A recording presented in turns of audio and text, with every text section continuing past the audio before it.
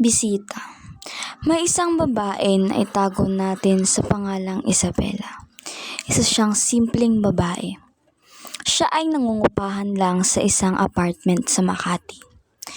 Ang apartment ay parang abandonado sa labas pero pagpasok, napakalinis at maganda sa loob nito. Nasa liblib na lugar din ang bahay na inuupahan ni Isabela.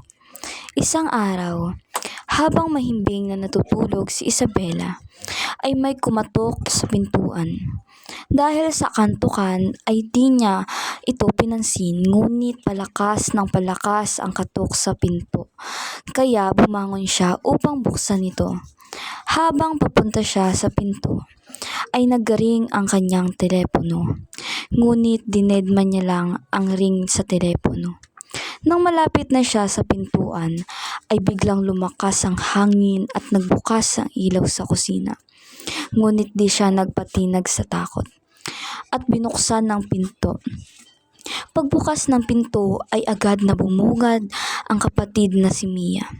At nakasuot ito ng puting damit at nakalugay ang buhok nitong mahaba.